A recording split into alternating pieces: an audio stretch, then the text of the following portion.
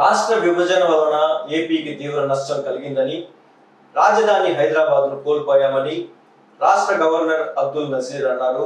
ఆయన అసెంబ్లీ సమావేశంలో మాట్లాడారు. 2014లో చంద్రబాబు సీఎం అయిన తర్వాత ఏపీ అభివృద్ధి, రాజధాని నిర్మాణానికి ఆయన తీవ్రంగా కృషి చేశారని అన్నారు. 2014-2019 మధ్యలో రాష్ట్రంలో పెట్టుబడుల వరద కొనసాగిందని, 2019లో వైకాపా అధికారంలోకి వచ్చాక అన్ని రంగాలు నష్టాలను చవిచూశాయని, ఎన్నికల ప్రక్రియలో ప్రజలు చురుగ్గా పాల్గొన్నారు, మార్పు కావాలని ఆకాంక్షించారని, ప్రజల ఆకాంక్షలను నెరవేర్చే బాధ్యత సభ్యులపై ఉందని గవర్నర్ పేర్కొన్నారు. The uncertain environment which rocked the confidence of the people in general and investors in particular started showing impact on the state finances, leaving them in a mess.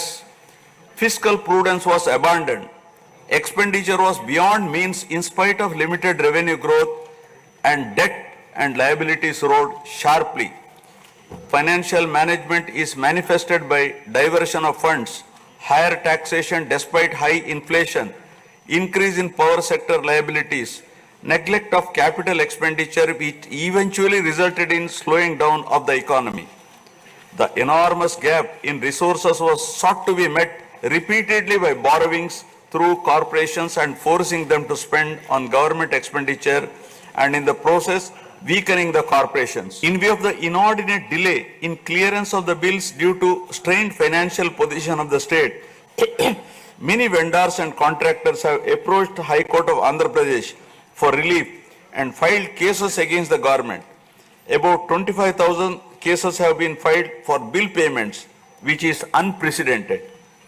The sheer number of contempt cases with personal appearances and arrest warrants against officials in several cases resulted in systematic humiliation and victimization of bureaucracy.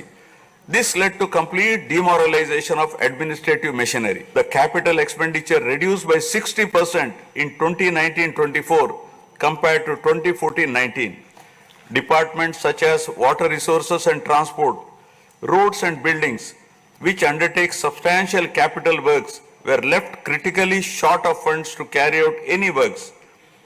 The capital expenditure on water resources has reduced by 56%, and that on roads and buildings by an alarming 85% during this period. The compound annual growth rate of states' own tax revenue slipped from 12.8% to 8.1% during this period. On the other hand, the revenue expenditure increased from 7.8% to 10.5%, whereas the capital expenditure growth declined steeply from 26.4% to 3.4%. Lower share of capital expenditure to public debt occurred during the period 2019 to 24 is a clear indicator that the government met revenue expenditure also through borrowed funds. The CAGR in per capita debt has been higher at 14%, while the CAGR in per capita income is only 9.7%. This reflects the fiscal profligacy of the previous regime as no capital formation took place. The Amaravati capital region, envisioned as the focal point of growth for the nascent state of Andhra Pradesh, was totally destroyed. With an attempt to scrap the Amaravati dream, the government confused the people with its malicious three capital cities idea under the guise of decentralized governance.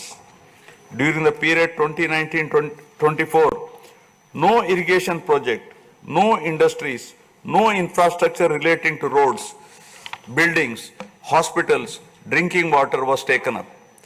Cancellation of MOUs in energy sector and other infrastructure projects further demonstrated the negative attitude of the government.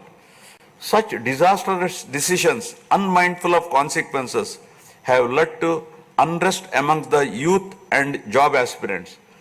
Prevalence of uncertain environment has eventually led the youth towards addiction of illegal substances, causing a drug menace. The mental unrest and agony were not limited to the geographical boundaries of the state.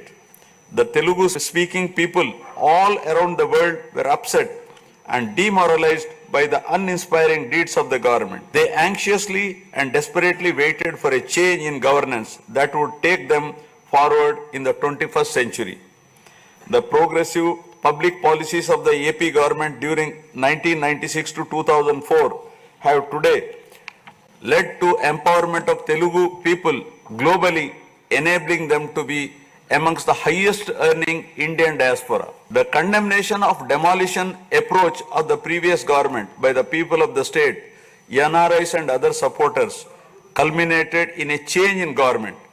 A huge and historic mandate has been given to the NDA, hitting an unprecedented 93% strike rate, thus reaffirming faith in democracy.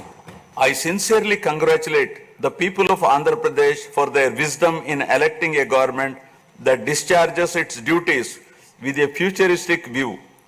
Hordes of Andhra people had come from various regions to be part of this historic mandate in favor of future of Andhra Pradesh.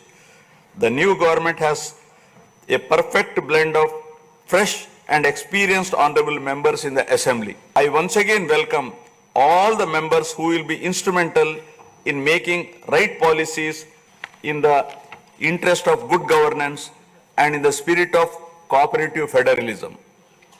Honorable members, at this juncture, I feel it is also important to recall the glorious past of Andhra Pradesh. Renowned as Annapurna, rice bowl of India, the state used to support other states in ensuring food security. As a leader of self-help group concept, Andhra Pradesh stood out as an example in developing entrepreneurship, knowledge economy, and cultivating thrift amongst poor women. Use of IT in all areas of welfare and development was the cornerstone of state's vision.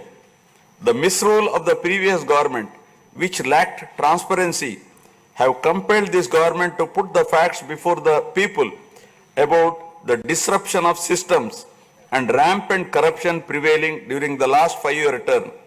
Accordingly, my government has released a series of white papers highlighting numerous discrepancies in fund utilization, misappropriation, resulting in huge loss to the state exchequer and the natural resources base of the state. I would present some of the key takeaways of the white papers. Completion of Polavaram, the lifeline of Andhra Pradesh, is of the highest priority. The Polavaram project has been completely derailed. Introduction of reverse tendering and cancelling the agreed contracts have caused an irreparable damage not only to the project, but also to the concept of interlinking of rivers and irrigating every acre of land. Unilateral announcement of 3 capitals for the state resulting in 1,631 days of farmers' protest. Modification of jurisdiction of the Capital Region Development Authority to 6,993 square kilometers. Shelving preparation of regional master plans.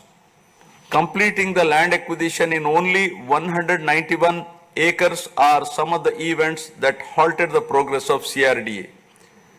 This led to a potential loss of about 7 lakh jobs and estimated loss of wealth of about rupees 2 lakh crore along with loss of investment and growth opportunities. Andhra Pradesh, which enjoyed the distinction of being the first state in the country to have introduced reforms in the power sector in 1990s, had achieved energy sufficiency from 1996 to 2004. After bifurcation, the state faced an energy deficit of 22.5 MU per day. Again, by bringing second generation's reforms in energy sector and promoting renewable energy, become energy surplus by 2018. The state has witnessed an irreparable damage in the recent past. State energy sector has also suffered huge losses to the tune of rupees 1,29,503 crores during the period 2019 to 24. Misappropriation of natural resources such as land, mines and minerals and forests has been widespread. Land grabbing, misappropriation in allotment of house site pattas, violations in land allocation, assignment of land to ineligible beneficiaries, and Resurvey and AP Land Titling Act 2023 have completely eroded the confidence of the people during 2019-24. Put together, an amount of rupees 35,576 crore covering 1.75 lakh acres has been estimated as a loss, and the fundamental right of the people to own their property was affected.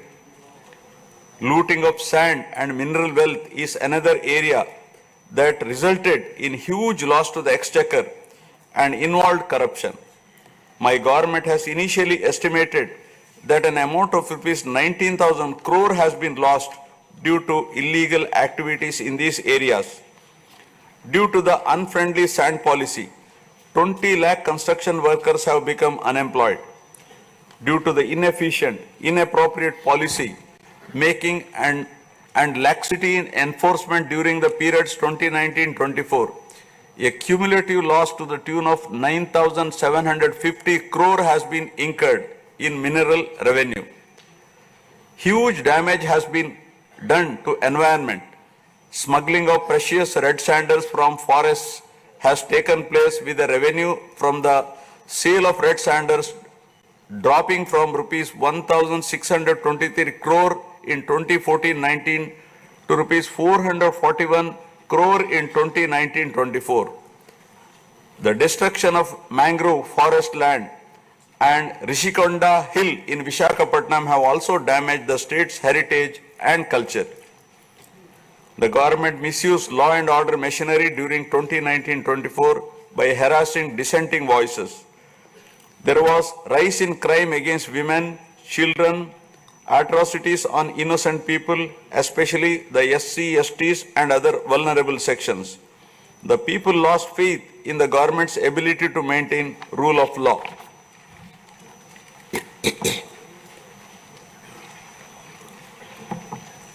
The previous government also made a mockery of the excise revenue streams of the state. The VAT on excise was reduced and diverted to AP State Beverages Corporation as a special margin, which otherwise would have come to the government as revenue. The government levied the additional retail excise tax on the issue price of liquor sold by APSBCL and escrowed the same for repayment of loans taken by APSDC. While the APSBCL started supplying low quality liquor and introduced unknown brands at significantly higher rates, there was increase in black money due to smuggling of IMFL across the border districts. These policy practices have caused irreparable damage to the excise revenue streams of the state. As a result, it has become difficult for the new government to meet even the essential committed expenditure with the reduced revenue of the state. The overall debt has more than doubled in last 5 years, with huge outstanding payments of salaries and pensions, debt repayment for the debt burden of about 10 lakh crore, payments for the power sector dues, civil supplies and other liabilities has become challenging. Putting the governance back on track is truly a Herculean task. My government has already started fulfilling the pre-poll promises and announced that steadfast commitment to Super 6 promises. My government has launched its trademark people-centric governance soon after assuming office, with a series of measures such as announcing a mega DSC for filling up 16,347 teacher vacancies, abolishing the Land Titling Act, enhancing social security pensions to rupees 4,000, organizing a skill census, and reopening the Anna canteens to provide food for the poor at a very nominal rate of rupees 5, and supply of free sand. My government will initiate other important measures also.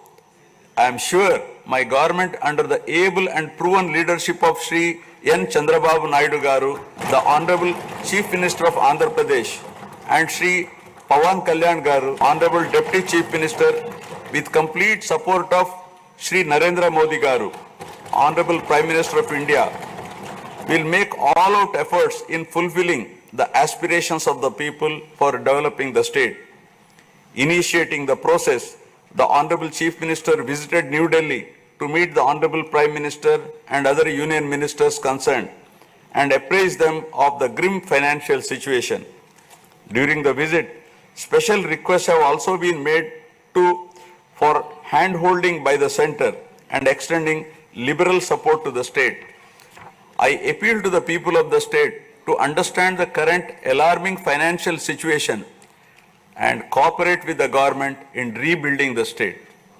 The massive destruction which resulted in huge loss of natural resource base and human value system really makes the reconstruction process difficult and time-taking one. To assess the complete loss, plan for resource mobilization and development is a cumbersome task. It requires collective thinking, extensive discussions with intelligentsia and academicians to explore ways to overcome the current crisis. It also involves finding ways to restart the entire development ecosystem through short, medium and long-term plans in the light of the new development paradigm of Viksit Bharat at 2047. The extent of real damage done to Andhra Pradesh in the last 5 years had not come in public discourse thus far. The misgovernance from 2019 to 24 created a trust deficit with regulatory authorities and damaged the brand of AP amongst investors. The people now given a strong mandate to the NDA to rebuild the brand AP and regain the trust. Honorable members, usually winning elections and assuming responsibility is a happy event. But now we are meeting in different and difficult circumstances.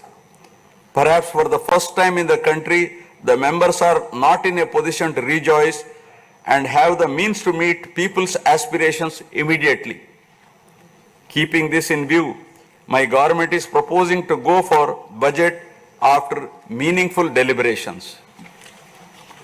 With several issues relating to state bifurcation remaining unresolved, my government has taken initiative and visited New Delhi to meet the concerned in union government, including Honorable Prime Minister and also Telangana government, with an intent to quickly find amicable solutions. The resolve shown by the 5 crore people of the state to reinstate democracy and elect people-friendly government with an unprecedented mandate is required to be appreciated yet again at this hour of crisis to help the state to rediscover its past glory. I would like to conclude my speech with the inspiring words of Swami Vivekananda. I quote, "We are responsible for what we are, and whatever we wish ourselves to be, we have the power to make ourselves. If what we are now has been the result of our own past actions, it certainly follows that whatever we wish to be in future can be produced by our present actions. So we have to know how to act